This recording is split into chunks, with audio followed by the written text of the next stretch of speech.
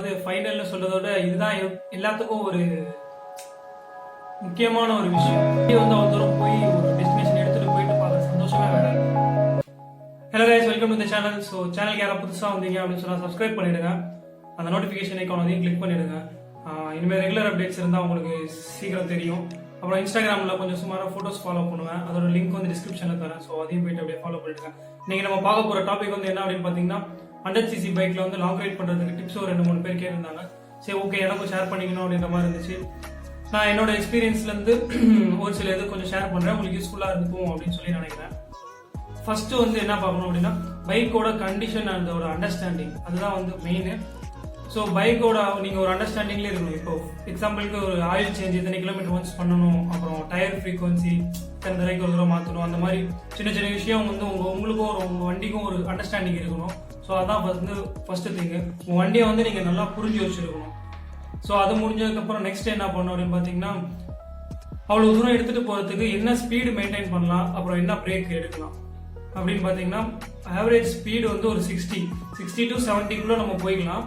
1 hour once 15 minutes break எடுத்தோம் அப்படின்னு சொன்னால் அது ஒரு நல்ல ஒரு பிரேக்கு. அப்படி இல்லை அப்படின்னா ஒரு ஆவரேஜ் ஸ்பீடு 50 to 60 போயிட்டு 70 கிலோமீட்டர் இல்லை 100 கிலோமீட்டர் உங்களால் எவ்வளோ தூரம் ரைட் பண்ண முடியுமோ அதுக்கேற்ற மாதிரி போயிட்டு ஒரு 15 minutes பிரேக் கொடுத்தா போதும். இன்ஜினை ஓவர் ஹீட் ஆக விடக்கூடாது. அதுக்கு நீங்கள் ஓவர் ஸ்பீடிங் பண்ணாமல் இருந்தாலே போதுமானது. And third one, okay, hill ஸ்டேஷனில் வந்து நம்ம இப்போ செகண்ட் கியர் தேர்ட் கியரில் தான் வந்து ரைட் பண்ணுற மாதிரி இருக்கும். ஸோ அந்த மாதிரி பண்ணுறப்பையும் சேம் வந்து பிரேக் மெயின்டைன் பண்ணுமானா கண்டிப்பாக கிடையாது. ஏன்னா வந்து அங்கே ஃபுல்லாகவே 2 கியர் 3 கியரில் தான் நம்ம மலை ஏற்றுற மாதிரி இருக்கும். ஸோ அந்த மாதிரி ஏற்றுறப்போ நம்மளுக்கு வந்து இன்ஜின் வந்து ஹீட் ஆகும். ஸோ அதனால ஒரு இப்போ 60 கிலோமீட்டருக்கு வந்து ஒரு ஹில்ஸ் இருக்குது அப்படின்னா 15 கிலோமீட்டர் ஒன்ஸ் பிரேக் எடுக்கலாம். அப்படி இல்லை ஒரு அரை மணி நேரத்துக்கு ஒரு தடவை அந்த மாதிரி பிரேக் எடுத்துக்கலாம். சின்ன சின்ன பிரேக்கு, அதாவது இன்ஜினை சூடாக விடக்கூடாது, அவ்வளோதான் விஷயம். அடுத்து பைக்கோட மெயின்டெனன்ஸ், அதாவது பைக் வந்து எடுத்துட்டு போறதுக்கு முன்னாடி என்னெல்லாம் நான் வந்து பெர்ஃபெக்டா வச்சுக்கேன் அப்படின்னு பாத்தீங்கன்னா, ஃபர்ஸ்ட் வந்து ஆயில் சேஞ்ச் வந்து ரொம்ப மஸ்ட். 2000 to 3000 கிலோமீட்டர் ஒன்ஸ் வந்து நான் மாத்திருந்தேன். உங்களோட ஃப்ரீக்வன்சி என்னவோ இல்லை உங்க மெக்கானிக் என்ன சஜஸ்ட் பண்றாங்களோ அதே மாத்துங்க. என்ன கேட்ட இதுவே நல்ல ஒரு ஃப்ரீக்வன்சி.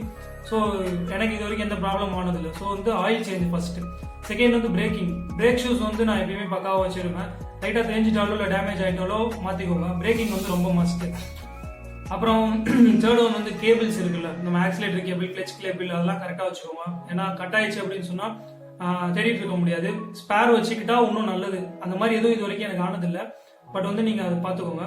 டயர் வந்து ரொம்ப வந்து டேமேஜ் ஆனது வேணாம். ஸோ வந்து டயர்லாம் மேக்ஸிமம் கிரிப் வச்சு மெயின்டைன் பண்ணுங்க. ரொம்ப பஞ்சர் போட்ட டியூப்ஸ் வேணாம். ஸோ ஆயிலு, பிரேக்கிங்கு, உங்களோட கேபிள்ஸு, அப்புறம் டயர், இது நான் வந்து பக்காவாக வச்சுக்கோங்க. செயின் அட்ஜஸ்ட் பண்ணுறது வந்து அது மேக்ஸிமம் எல்லாம் பர்ஃபெக்டாக வச்சுருப்பீங்க. இல்லைன்னா அதையும் பண்ணிக்கோங்க. இது இல்லாமல் வேற என்னெல்லாம் செக் பண்ணணும் அப்படின்னு பார்த்தீங்கன்னா, ஃபர்ஸ்ட் வந்து ஹெட்லைட் வந்து நம்ம அவ்வளோ தூரம் எடுத்துகிட்டு போகிறனால இருட்லேயே மேக்ஸிமம் ஓட்டுற மாதிரி இருக்கும். இப்போ ஹில்ஸ்லாம் வந்து ஈவினிங் ஆகிடுச்சு, இல்லை ஒரு 5 மணி ஆயிடுச்சுனால ஃபாக் இறங்கிச்சு அப்படின்னா பயங்கரமாக வந்து ஒன்றுமே தெரிய மாட்டேங்குது. இப்போலாம் ஹெட்லைட் போட்டால் நம்மளோட வெளிச்சம் பற்ற மாட்டேங்குது. ஆப்போசிட்டில் வெஹிக்கிள் வருது இருட்டில் அப்படின்னா அதுவும் தெரிய மாட்டேங்குது. ஸோ ஒரு ஃபாக் லேம்ப் இல்லை ஆக்ஸ் அது மாதிரி வச்சுக்கிறது ரொம்பவே ஒரு பெஸ்ட்டு. ஸோ அதோட ப்ரைஸ் ரேஞ்செலாம் வந்து 300-400 இருக்குது. உங்களுக்கு எது வேணுமோ அது வந்து நீங்கள் பார்த்து வச்சுக்கோங்க. நானும் இன்னும் வைக்கல, அதனால எனக்கு கரெக்டாக தெரில. நான் வச்சுட்டு அது நான் வந்து வேற ஒரு வீடியோவில் பண்ணுறேன். ஹெட்லைட்டுக்கு அடுத்து வந்து side mirror. So side mirror வந்து ரொம்பவே ஒரு முக்கியமான விஷயம். ஹைவேல போகிறப்ப சரி, சிட்டிக்குள்ளே மேக்ஸிமம் தேவைப்படாது. இல்லை நம்ம ஹெல்மெட் யூஸ் பண்ணுறோம் அப்படின்னு சொன்னால் கண்டிப்பாக மிரர் இல்லாமல் ஓட்டுறது ரொம்பவே கஷ்டம். அதனால வந்து அட்லீஸ்ட் வந்து ரைட் சைடு ரியர் வியூ மிரராச்சும் வச்சுக்கோங்க. அது வந்து ரொம்பவே ஒரு யூஸ்ஃபுல்லாக இருக்கும். அண்ட் கேரளா சைடு போனால் அதுக்கும் சார்ஜ் பண்ணுவாங்க. அதனால கண்டிப்பாக வந்து ரைட் சைடு மிரராச்சும் வச்சுக்க பாருங்க. ப்ராப்ளம்னு வந்து ஸ்பார்க் பிளக் மட்டும் தான் இது வரைக்கும் வச்சிருக்கு. ஸ்பார்க் பிளக் வந்து நனைஞ்சிரும் மலையில ரொம்ப நனைஞ்சிருச்சு அப்படின்னா வண்டி ஸ்டார்ட் அப் எடுக்க லேட் ஆகும். அதுவும் ப்ராப்ளம்னு சொல்ல முடியாது. அதை நனைய விடாம பாத்துக்கிறதுக்கு நான் என்ன பண்ணுவேன், ஜர்க்கினை வச்சு கவர் பண்ண ஆரம்பிச்சிட்டேன். அதுக்கப்புறம் நீங்களும் அது மாதிரி வேணா ஏதாவது கவர் பண்றதுக்கு இதாக எடுத்துக்கோங்க. ஸோ அது ஒரு பெரிய ப்ராப்ளம் இல்லை, இருந்தாலும் அது மட்டும் தான் நான் ஃபேஸ் பண்ணியிருக்கேன். ஸோ அதனால ஸ்பேர்ஸ் எதுவும் நான் இது வரைக்கும் கேரி பண்ணது கிடையாது. உங்களுக்கு எதுவும் உங்களுக்கு தேவைப்பட்டுச்சு அப்படின்னு சொன்னா கேரி பண்ணிக்கோங்க. இது வந்து ரொம்ப முக்கியமான விஷயம். அது என்ன அப்படின்னு பார்த்தீங்கன்னா, என்னோட ப்ரோ டிப்னு கூட சொல்லலாம். அது எப்படின்னா, ஏர்லி மார்னிங் ஒரு 3:30க்கு ரைடு ஸ்டார்ட் பண்ணோம் அப்படின்னு சொன்னா அன்னைக்கு டேவே ஃப்ரெஷ்ஷாக இருக்கும்.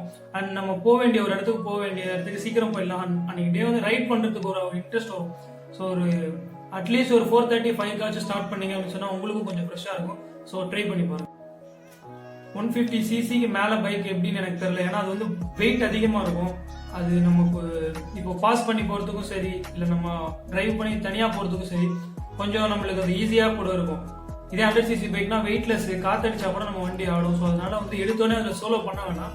நீங்கள் அட்லீஸ்ட் ஒரு குரூப் ரைடு ஒரு 2-3 பேர் ஃபர்ஸ்ட் ட்ரை பண்ணுங்க. பக்கத்தில் இருக்கலாம் போயிட்டு வாங்க, அப்புறமேட்டு தூரமாக போங்க. அதுக்கப்புறம் பழகிச்சு அப்படின்னு சொல்லி அதில் கொஞ்சம் எக்ஸ்பீரியன்ஸ் கிடைச்சிச்சுன்னா சோலோ பண்ணுங்க. நான் வேணான்னு சொல்ல, ஆனால் அது கொஞ்சம் ரிஸ்கான விஷயம், பார்த்து பண்ணுங்க. அவ்வளோதான். இது வந்து லாஸ்ட் அண்ட் ஃபைனல், அதாவது ஃபைனல்னு சொல்றதோட இதுதான் எல்லாத்துக்கும் ஒரு முக்கியமான ஒரு விஷயம். அது என்ன அப்படின்னா, லாங் ரைட் போகிறதுக்கு பைக்கும் சரி, இல்லை டிஸ்டன்ஸு, மெயின்டெனன்ஸு எல்லாத்தையும் நீங்கள் வச்சிருக்கீங்க அப்படின்னு சொல்லிட்டு கிளம்பி போயிட முடியாது. அதுக்கு ஃபர்ஸ்ட் நமக்கு என்ன வேணும் அப்படின்னா மைண்ட் செட்டு.